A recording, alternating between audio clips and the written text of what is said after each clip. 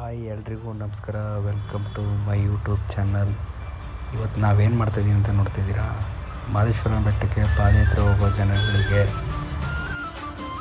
ಅನ್ನ ಪ್ರಸಾದ ಮಾಡಿ ತಗೊಂಡೋಗಿ ಕೊಡುವಂಥದ್ದು.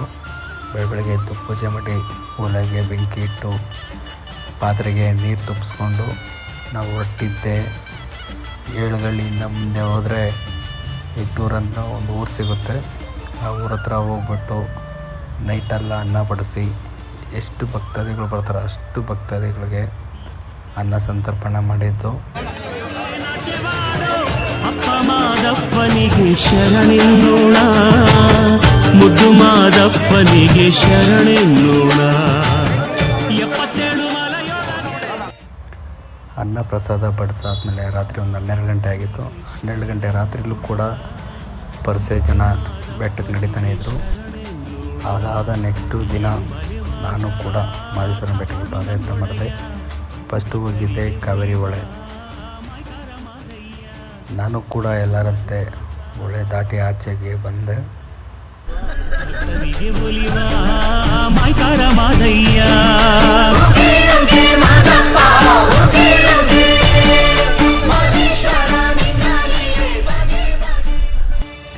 ಕಾವೇರಿ ಹೊಳೆ ದಾಟಾದ್ಮೇಲೆ ಫಸ್ಟ್ ಸಿಗೋದೆ ಕಾವಗಲ್ ತಿಟ್ಟು.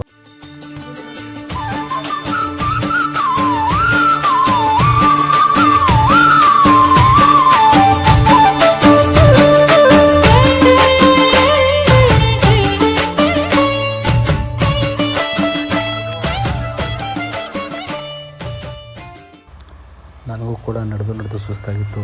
ಮುಂದೆ ರೋಟ್ರಿ ಸಿಲ್ಕ್ ಸಿಟಿ ರಾಮನಗರದವರು ಅನ್ನ ಸಂತರ್ಪಣೆ ಮಾಡ್ತಿದ್ರು.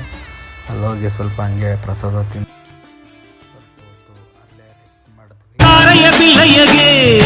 ಕರುಣೆಯ ತೋರ್ದವನೇ, ಬೇಡರ ಕಣ್ಣಯ್ಯನ ಭಕ್ತಿಗೆ ಒಲಿದವನೇ,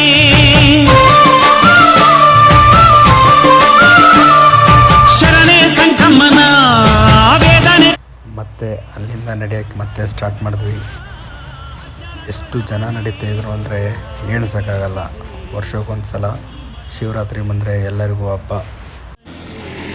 ಬಂದೆ ಕನಸಲಿ ರಾಗಿ ಬೀಸಿದೆ ಸುತ್ತೂರು ಮಠದಲ್ಲಿ, ಜುಂಜೇಗೌಡನಿಗೆ ಬಂದೆ ಕನಸಲಿ, ನಡುವಲೆಯಲ್ಲಿ ಗುಡಿಯನ್ನು ಕಟ್ಟಲು ಆಜ್ಞೆಯ ಕೊಟ್ಟವನೇ, ಅಮಾವಾಸ್ಯೆಯಲ್ಲಿ ಎಣ್ಣೆ ಮಜ್ಜನ ಮಾಡಲು ಆಳತಿ ಇಟ್ಟವನೇ.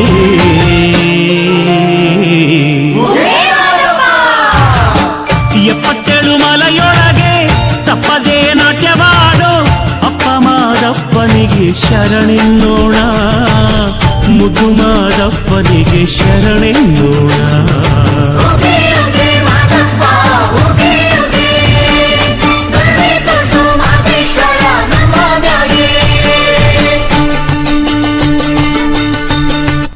ನಡೆದು ಸಾಕಾಗಿ ಸಿಕ್ಕಿದ್ದೆ ತಾಳು ಬೆಟ್ಟಕ್ಕೆ ಬಂದು ಮಾದಪ್ಪನಿಗೊಂದು ನಮಸ್ಕಾರ ಹಾಕ್ಬಿಟ್ಟು ತಾಳು ಬೆಟ್ಟಕ್ಕೆ ನೈಟೆಲ್ಲ ಅಲ್ಲೇ ಮಲಗಿದ್ವಿ.